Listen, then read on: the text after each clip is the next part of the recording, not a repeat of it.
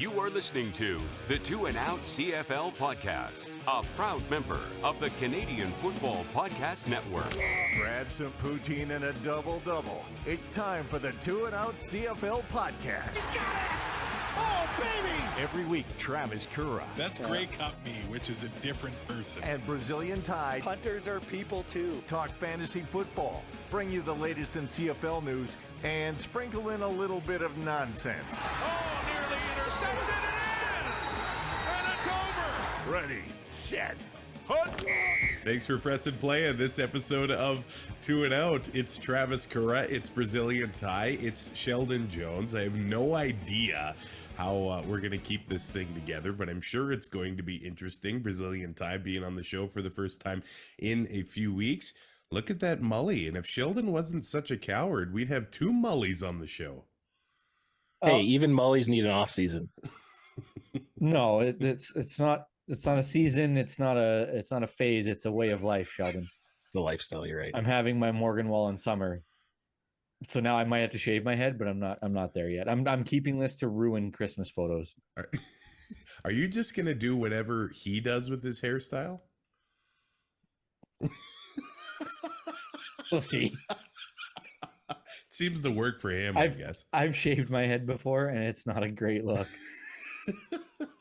Yeah, that hat wouldn't be leaving your dome. It doesn't, for the most part, anyway. So now, I don't know if this next 45 minutes or so is going to be us just making fun of Sheldon, but I'm here for it, and I think he's ready. Like, we should probably just we could just read the group chat, but like edited. Yeah, I was gonna say we'd need lots of redactions. Yeah, it'd be Good Morning Vietnam style. I'm not ready for prison just yet. You would fare well in prison. I would not. I would have fans. Let's just say that. Only fans? Week 19 of the CFL starts with the Ticats hosting the Lions. Well, here we go, man. The Lions are 4-point favorites here, but I'm not sure how I actually feel about that. What are we going to get from the Ticats? It seems like they're keeping teams guessing just by what they're going to do at quarterback, Sheldon. Yeah, they're probably the hottest team in the league right now, you could argue. I don't know. Bo looked actually pretty decent in there. I took him out pretty early, so pulled a Kawhi Leonard there or something. But Schultz looked good too. So, but they were playing the Riders. So what does that say? I guess when you are, trying to work Bo back into the lineup and get him reps and knock off the rust. That's the team to do it against. And it's a bonus if you're going to win in the process. I think that's what's blowing me away. Well, and, we talk about these guys getting number one reps in practice and all that stuff when they're trying to come back, or like when they are injured, who's getting the number one reps? The reps in practice are great, but to get those reps at game speed, even if it is against the Riders, is even better than getting it in practice. So I guess we don't know exactly what they're going to do this week. Last week, we knew that Bo was coming back. I don't think we thought he'd be in there for 6 passes or whatever it was and then come out of the game. And then the week before, Taylor Powell starts. He's in there for a few passes, and then out comes Matthew Schultz. And he's been playing good ball since coming off the injury, and he torched the Riders at Mosaic Stadium. I do wonder if that is sort of a result of the Riders and their lack of intensity as of late, or also it seems like Schultz is that quarterback, Ty. He comes off the bench and makes big plays instantly. He seems like he's always just been that guy. Yeah, and I don't know if that's partially on the defense as well. Like it's hard to game plan for a backup coming in, and especially when right now that if you have to pick one quarterback to game plan against. You're not going to game plan against both of these guys, so it kind of opens up the door a little bit for Schultz to come in and do that if they are going to continue to start Bo. And I think as with these last couple games here, Bo will probably get more and more playing time as it gets closer to playoffs. So I think teams will be focusing more on Bo than will be on Schultz, and that'll just keep that option open. No, I want to see if the Cats are going to be able to run against the Lions. Brady Oliveira got the ball 11 But times for the they're both Ballers. cats. Hey, that's true. It's the Feline Bowl. You're right.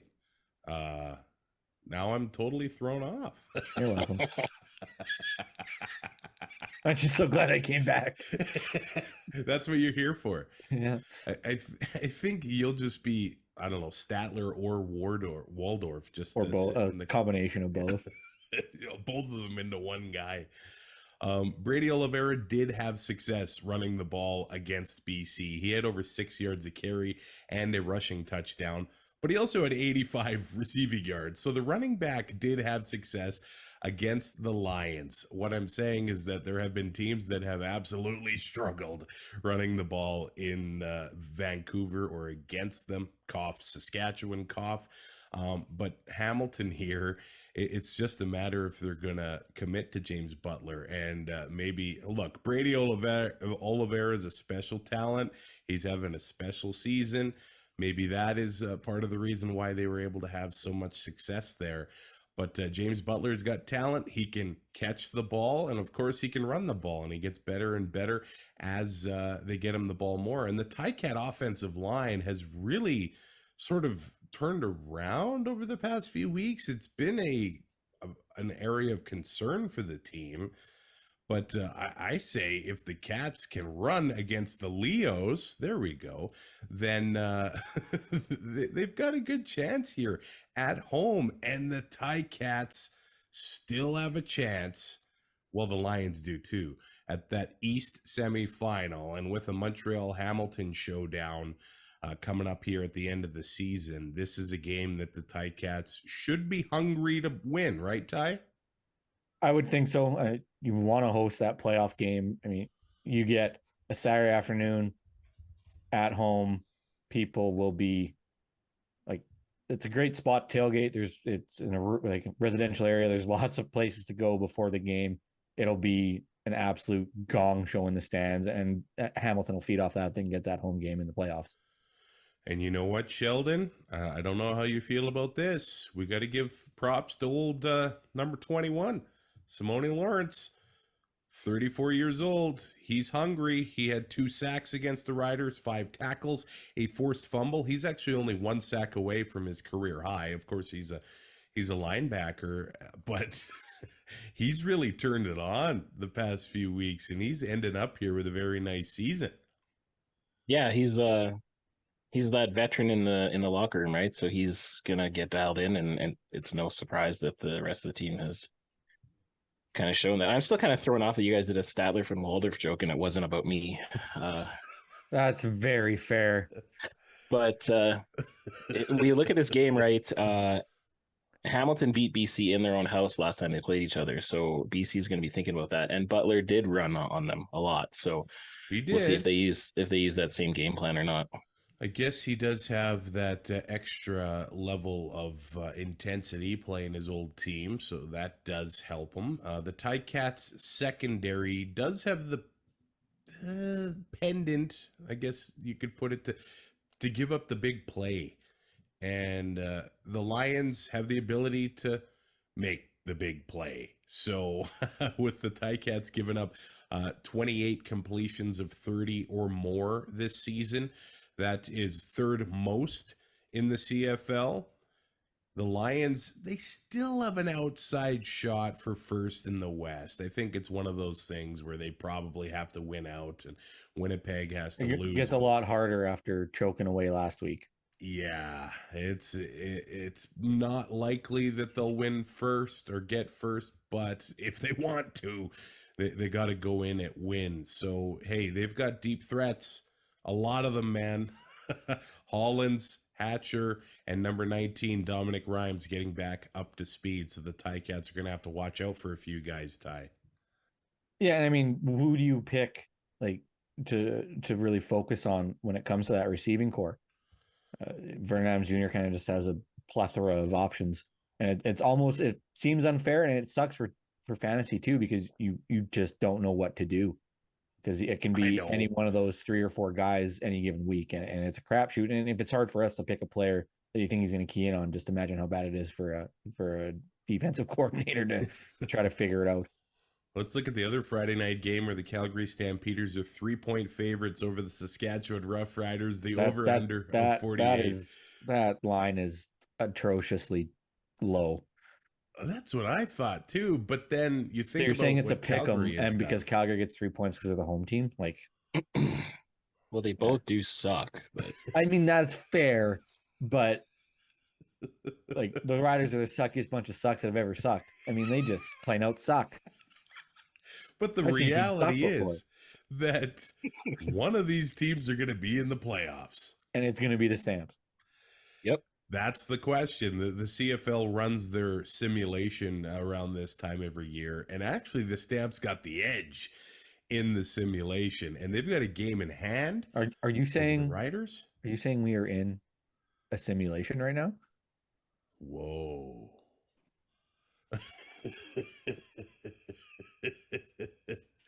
Wouldn't it be awesome if this podcast, like, I just think it's hilarious if it just transitioned to something so stupid and off the wall that every listener of the show, I guess, yeah, that does happen for moments at a time. But like, if this is a simulation, I got some people. I want to talk to somebody. Who's calling the shots here? Yeah, because this, like, you could have made it so I could still take opioids, like, so they didn't have to take me off of them. That would have been greatly appreciated. You're gonna rip my gallbladder out. At least give me the good stuff.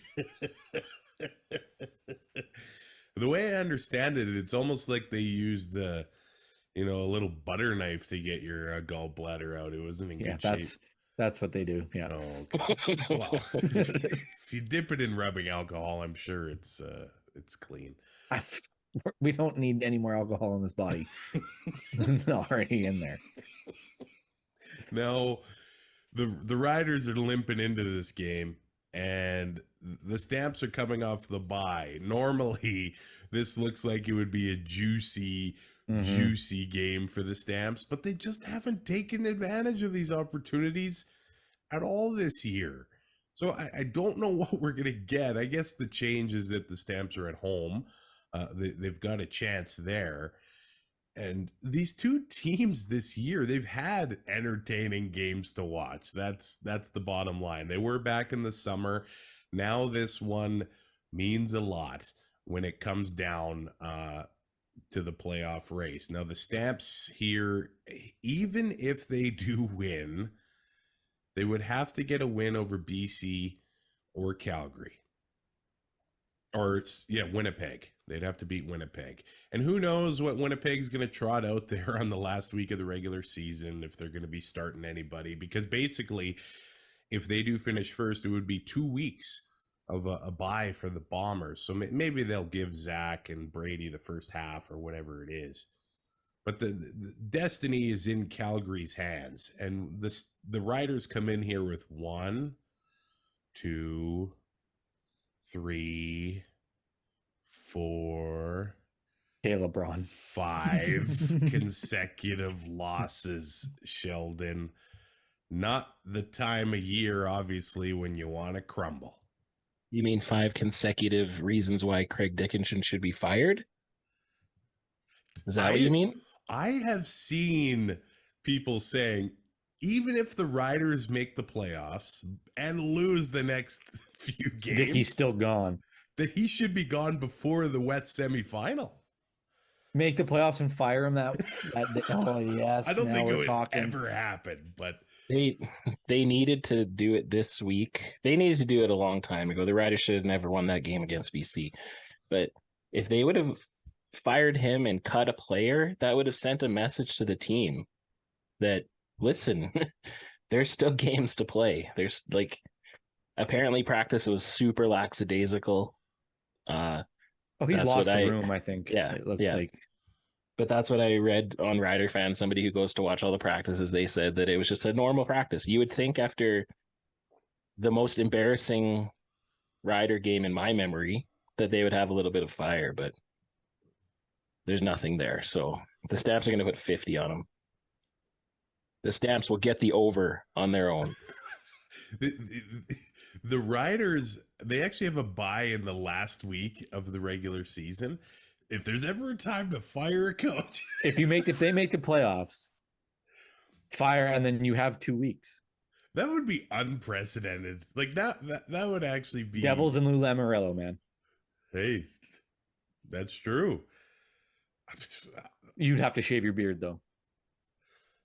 Oh, yeah, that's the dumb. one thing. Them and the Yankees are so stupid. That's a dumb rule. You know, I thought when we went on YouTube, I would actually take more pride into grooming my facial hair a little bit, but no. You're married. Where is she going to go? I think it's actually gone downhill. Yeah. But like if there's anybody that should work on their grooming, I think you're looking at them. I don't know. That mustache is well trimmed and that hair. Look at now he's got the flow coming out of the hat. Mom hates it so much.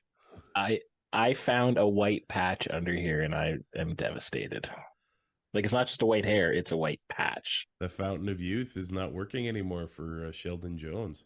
You got like Arlene Dickinson in your beard. Yeah. What a great reference. Thank you. And that's like a specific few seasons of Dragon's Den because she doesn't even do that anymore. No.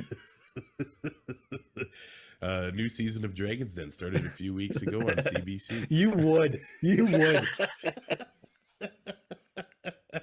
The Calgary Stampeders have given son of a critch. They've given up 5.9 yards per carry. You know what? Everybody thought Schitt's Creek was great, like when it went on Netflix, but when it was on CBC, no. Everybody thought I was a loser for watching. I'm like, oh, that's fine. You don't enjoy good comedy then. Yeah, it hits watch Netflix. Watch The Big Bang Theory and be part of the cog that spins the wheel. Yeah, coolest show in the world when it hits Netflix. Yeah, exactly. Yeah. All right. What a tragic ending to Kim's Convenience, by the way, too. Great shows on CBC. I think we Working found Moms is good too. I think we found what our next podcast Just CBC. I started watching television the properties. Oh, really? Like not the HBO one, but like the old one with like Peter or what's his name? Oh, you know the guy I'm talking about. The original. Yeah, like the CBC one. Stephen Holt or Hotz is in it, and so yeah, it's hilarious. I thought you were just watching reruns of Peter Mansbridge newscasts. No, that's called The National. Just starting The National from the beginning. Yeah, it's like watching Raw. Like there's like the storylines matter. The Calgary Stampeders have given up 5.9 yards per carry. Sheldon, will the Riders? I mean, I guess that's a bright spot. Jamal Morrow had a good game against the Ticats. I guess the thing is, will they commit to it with Jamal Morrow again here at McMahon Stadium? Well, it seems like they'll run up the middle or they'll throw a 5-yard hitch. So I guess, yeah, maybe he'll get some running. They're going to be down early, I think. Yeah. So that was going to be my thought too. Yeah, sorry for stealing it, but they're going to be down early, and so Jake's going to be throwing it, and yeah, it's going to not be good.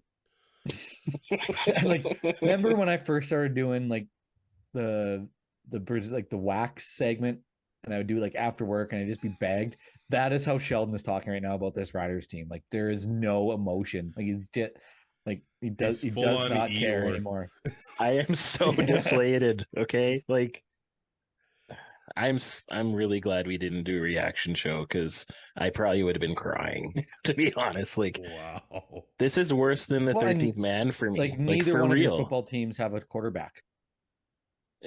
Are you serious, Sheldon? Yes, that game was worse. The 13th man. Yes, on the 13th man, the 13th man, one player up, and a coach. I don't know. They screwed up the entire last 5 minutes of the fourth quarter. Okay, but I'm saying that play, the Riders would have still won the Grey Cup, right? This was an entire collective team that just took a dump at midfield for when they were honoring George Reed, the greatest player in their history, and the best team, I guess, in their history.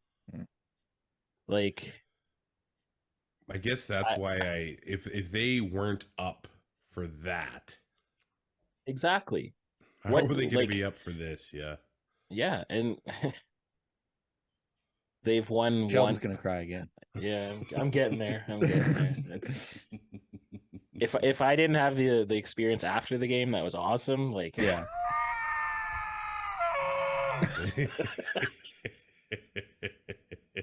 but at least getting to meet G-Roy and Darian at the Hotel Sask, cool. and I saw a live Coach Phil rant that in the middle of the Sask Hotel bar, which I thought he was going to get kicked out of. It was hilarious, but the Riders have signed a DB, Abu Darami Saray. Now, he played with Winnipeg earlier this season. He had some nice games, so they had some injury issues in the Winnipeg secondary early on that got him some playing time. So I don't know. That's depth to the back end in Saskatchewan. It's all about how can they get that physicality up and get that emotion up. And They just need to care. How do you get the guys to care at this point? And I think that's what we'll say about Calgary. Dave Dickinson clearly cares. He's got a lot on his plate doing the GM and the head coach thing, but he still has fire. And he's going to want to beat his brother. And that's what it comes down to here. Reggie Bagleton hasn't practiced as of Monday or Tuesday. Tommy Lee Lewis either. I guess that's not injury related. He hasn't practiced the first couple days this week. So those are some big pieces for the Calgary Stampeders that they will miss if they do not play. As for the Riders, as of Tuesday, there were some impact players that hadn't played either. Tevin Jones, Derek Moncrief didn't practice as well, but a Western showdown. We like to call this the battle of the worst teams in the CFL, but one of them's going to be in the playoffs. So that's what it comes down to here. The Edmonton Elks home to the Montreal Alouettes on Saturday. The Owls are 1.5-point favorites here. This is completely off the field stuff in Edmonton, but season ticket holders of the team, or maybe just Upper Bowl season ticket holders, receiving an email this morning saying that the Elks will close off the Upper Bowl starting in 2024. The seat capacity at Commonwealth Stadium will now be around 31,000. They will open the Upper Bowl to seat sales for bigger games. I'm assuming Calgary, obviously Riders. Saskatchewan coming to town and things like that. I get the move. It doesn't mean I need to be happy about it. I've been an Upper Bowl season ticket holder in Edmonton since 2015. I just find the view better from up there. The gradual stands because of the nature of the stadium. Commonwealth Stadium doesn't have the best sight lines ever in the CFL. But I guess with everybody closer together, they're hoping that it will create a better atmosphere in Edmonton. I don't know. I guess I'm kind of just disappointed it came to this tie. Yeah, I get the business decision of it, but are people going to get priced out? That's what I'm worried about too, yeah. Right, and it just sucks that they do this. And I honestly think it's because they want the money because they can charge higher prices and it's going to look better on TV. Yep. I don't think it has anything like the atmosphere isn't going to change if the team isn't winning. It doesn't matter. Yeah. We forgot to mention in the previous game that the Riders jacked up their season tickets too. Oh yeah. 20%. And like season ticket prices are never going to go down. Like, let's be honest. Yeah. But it's real bad timing. Wow. And we start to see attendance dipping a little bit for Saskatchewan, and can't blame fans. Things are expensive. The team's lost 5 in a row. They're struggling. But I guess in general, another team we could point out there is Ottawa. What does a team need to do? I don't even think it matters. I think everybody likes to talk about it. What can a team do when you're out of the playoffs, you're done, in the final few weeks of a season? And $1 beer night. Well, how do you inspire them to come back next year? That's the big question, isn't it?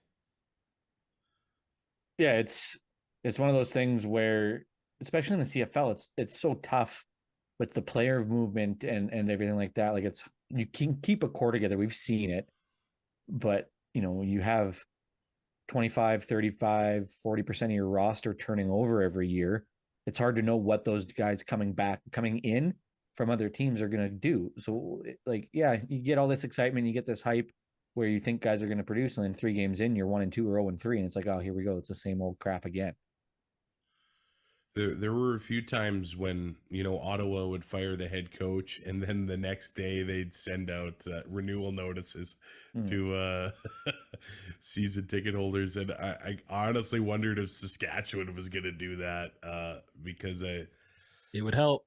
I feel like a lot of the season ticket holders there would like to see the change. I think in Edmonton, we're not going to see a head coaching change. How many people didn't renew in Edmonton because of the president and everything and the stuff that was going on off the field, where they were just disconnected, and it seemed like they didn't care. Yeah. And people were fed up.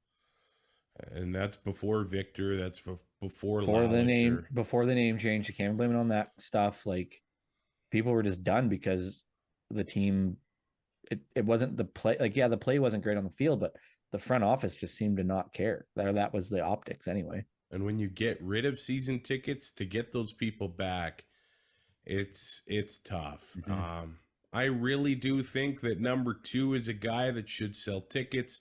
He's a guy that should sell jerseys for the Edmonton Elks, but next season is going to be massive in his development. I'm just guessing right now, unless Chris Jones brings, I don't know, Zach Wilson. But I think, was it a few weeks ago, there were the betting odds of him coming to the CFL and Edmonton led it? Who knows? I think that would be stupid. Look out. Well, never mind. I'm not going to go there. If you know, you know. That took me way too long. Do teams now have enough film on Trey Ford to limit him a little bit? And this is what I mean when next season's going to come around. Defenses, for the most part, are going to know what he's going to bring, what he's going to be capable of.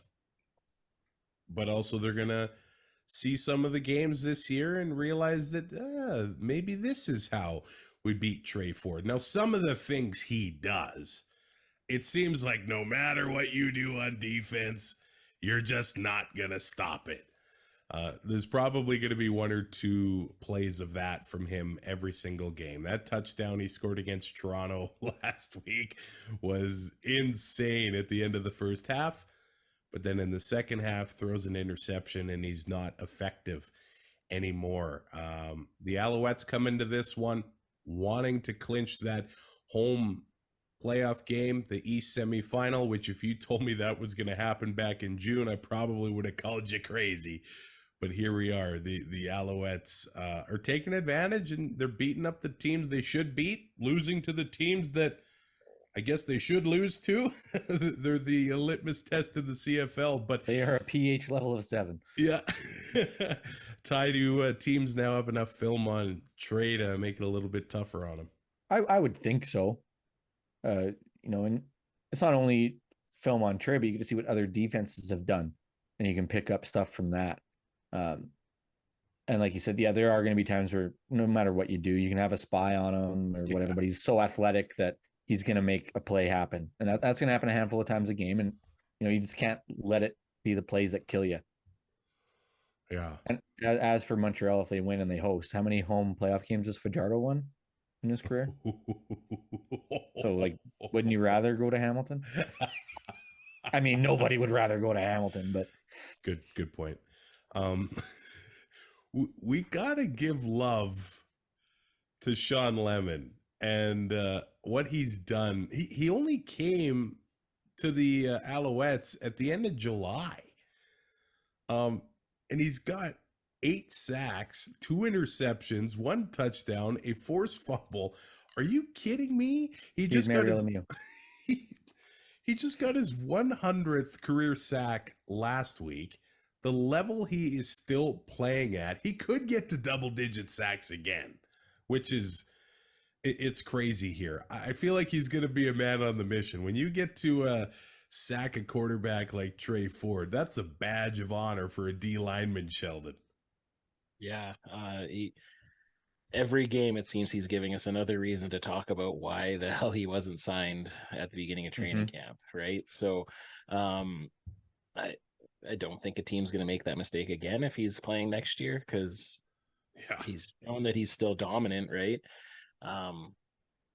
It's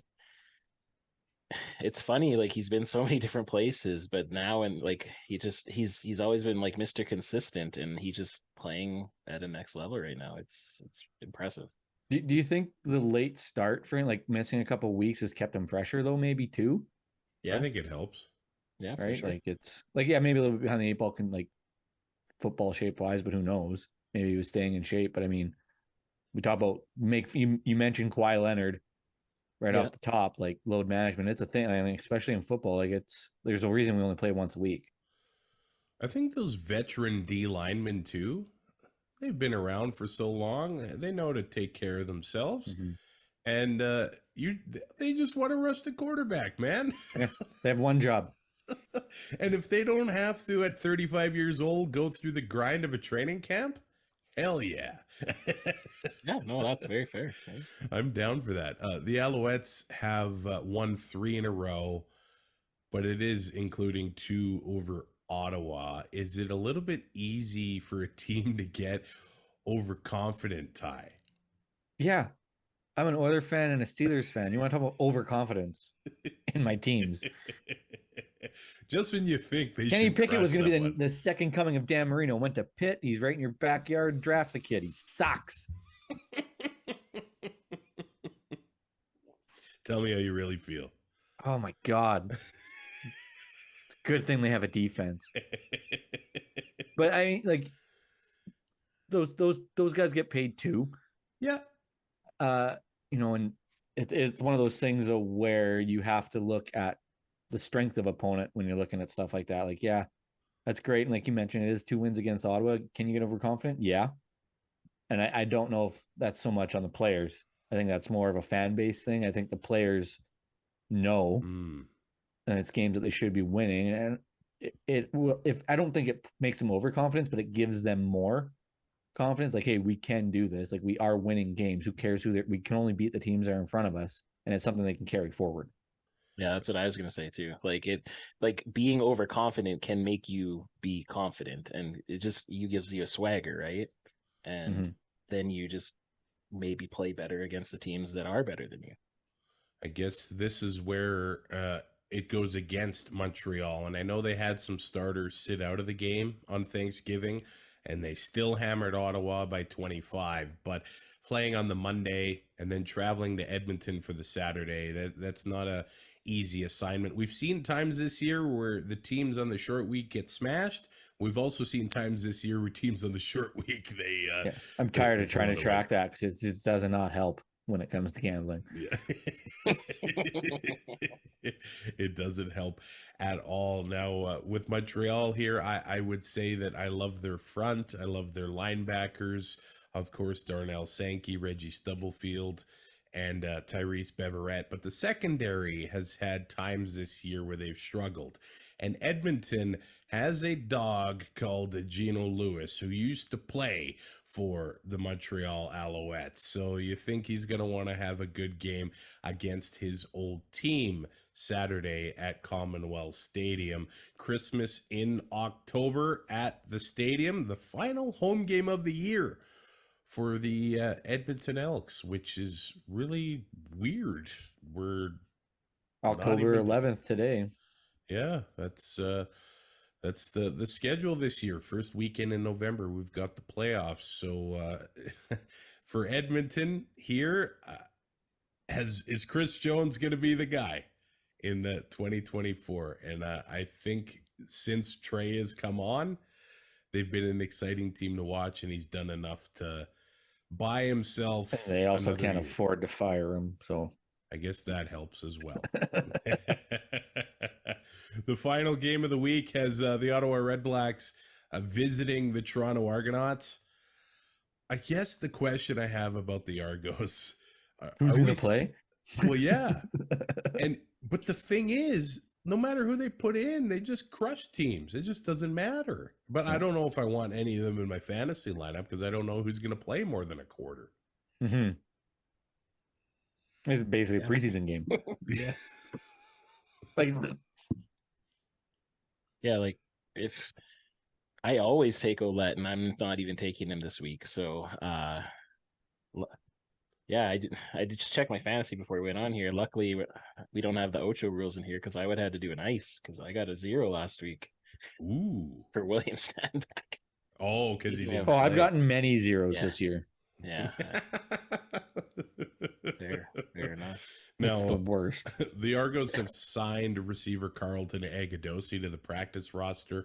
Last week, they added Richie Sandani to the practice roster. I mean, the Argos, the depth they have is wild. We saw them rest guys against Winnipeg and gave Winnipeg a fit. MLSE is made of money. Like, what do Yeah. they care if they got to pay some fines for salary cap management?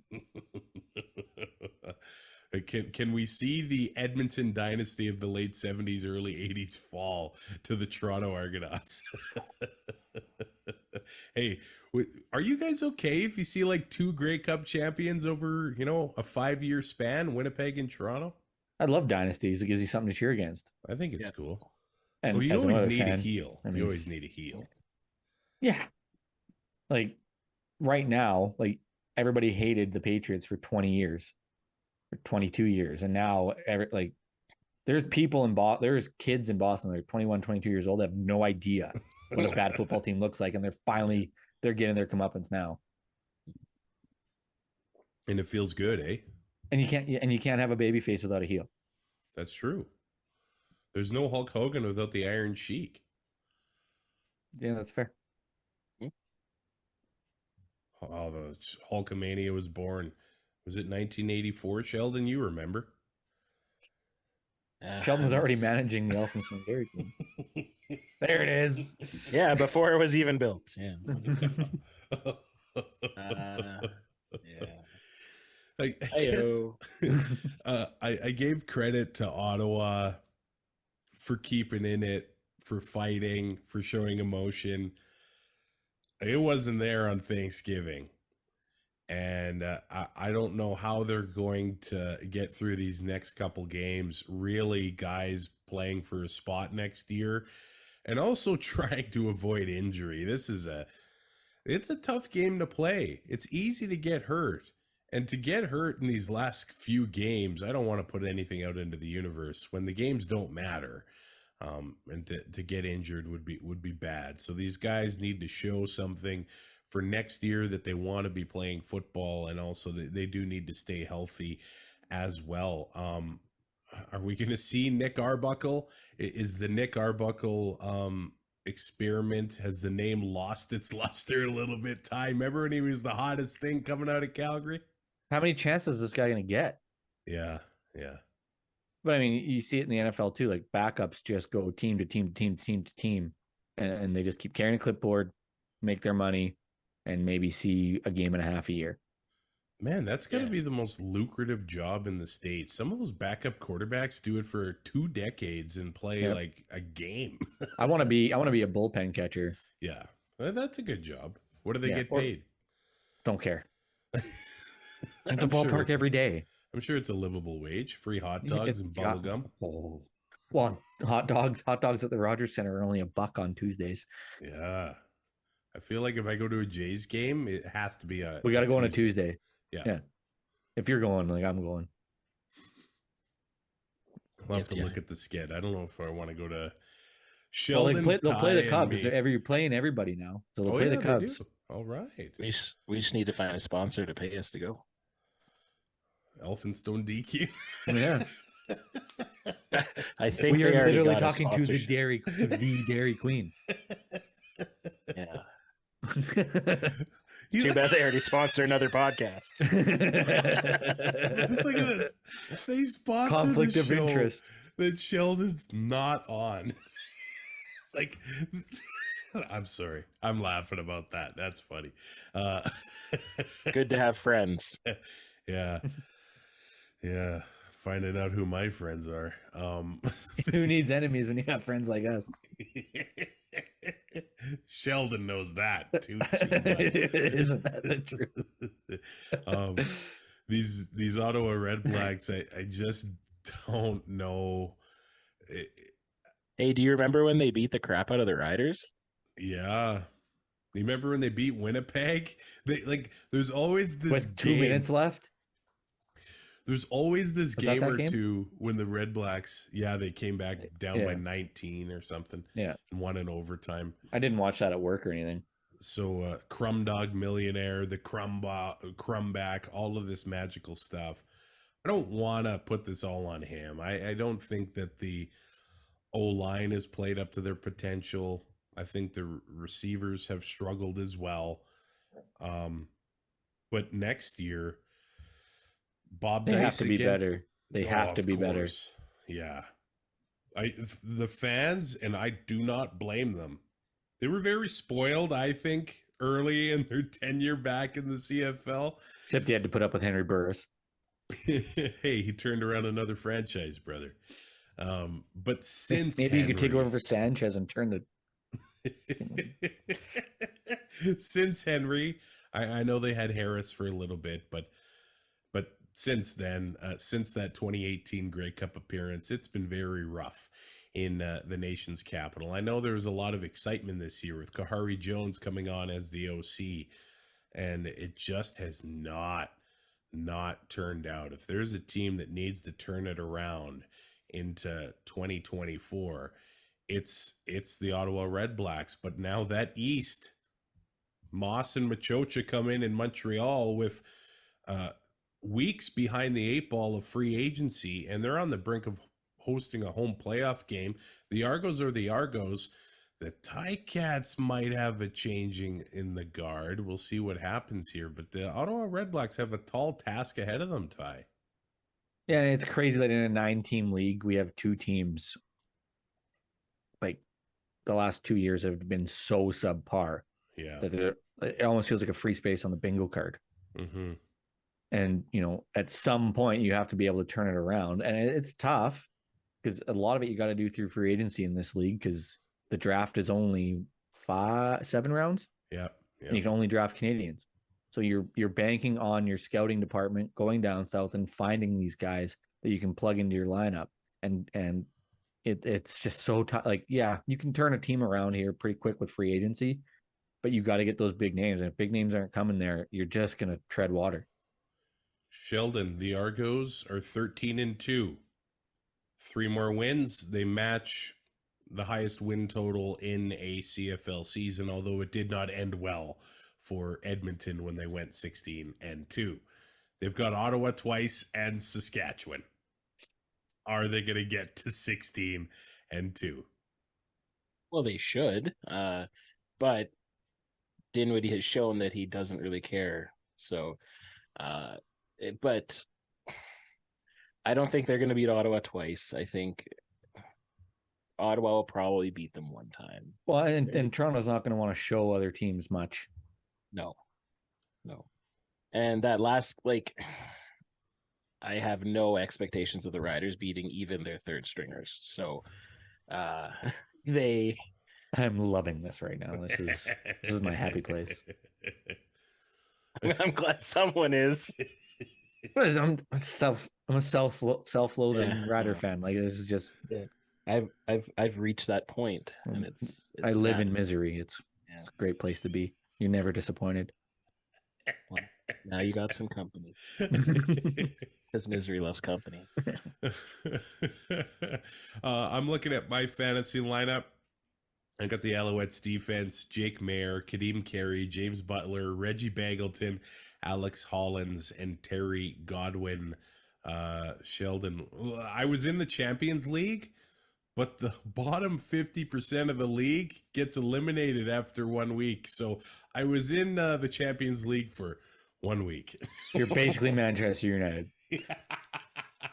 You're still second place in the Fight Cancer League, aren't you? Second or third? I think so, but I don't know if second pays anything. I had a bad Thanksgiving. I trusted that the I don't know why.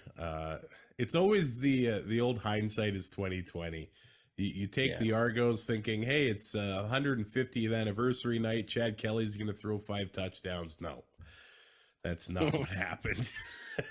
And they still crushed the Elks. Sheldon, what's your lineup looking like? All right, so I got the Calgary Stampeders on defense. My quarterback and captain is Jake Mayer. My running back is Mills and Carey. My wide receiver is Reggie Bagleton and Odoms Dukes. And my flex both guys that didn't practice. Whatever. My flex is Marquis Michel. I have 6.9 thousand left. Nice. It's like Shawn Michaels when he's walking down the ramp. Yep. It's a bold strategy. We'll see if it pays off. Ty, what's your lineup, man? Well, this is the first lineup I've remembered to set in weeks. Okay. So bear with me. But I have the Stampeders defense. I have Trey Ford, James Butler, Kadeem Carey, Bagleton, Mack, and Hatcher. Okay. With 3.4 left. Pick'em is crazy. Lions, Ticats. Pretty easy. I don't know if Lions, Ticats is easy. I think that's probably the biggest toss-up of the week, I think. I think I'm going to take Hamilton. I'm going to take Calgary, Montreal, and Toronto. Ty, who are you taking? Well, I'm not taking Hamilton because I'm just not taking Hamilton. Right to the very end. Yeah, like that's a hill I'm going to die on. Calgary, Montreal, Toronto. Yeah, that's what I have too. BC, All right. Calgary, Montreal, Toronto. Yeah. There we go. Week 19 in the CFL. Sheldon Jones, Brazilian Ty. I'm also fully expecting a text tomorrow. What did Hamilton ever do to you? And then I have to reply again with you know damn well. You called it a mountain. Yeah, like get out. Step 1. It's an outcropping at best. Hey, this was not as much of a train wreck as I thought it would be. Fun. I mean, the bar is like yeah, here. like you can't even see the bar. Yeah, that's true. That's true. You can rate, review, and subscribe to Tune Out on your favorite podcatcher. If you want to see us on YouTube, you can do that as well. Thanks for listening. Thanks for being here, fellas. And we'll talk to one or I guess both of you next week. I am home. I love it. demobed. LFG. Home. I got paid. I'll do some quick math here. Okay. And then I'll post a Shane McMahon gif. Are you telling us your paycheck? I got paid for 27 and a half hours on Monday. To drive home. How do I get that job? Work a stat. But I just want to drive back and forth. I don't want to do anything else. Just drive. Be a truck driver. Yeah, you can be a truck driver. That's true. Can I be your driver? Ooh. Now we're getting somewhere. Just remember how Tyrell treats his assistants. Oh, yeah. I better press stop now. We'll talk to you next week on Do It Out. It was one. Thanks for listening. Find more great shows like this at CF Pod Network on Twitter.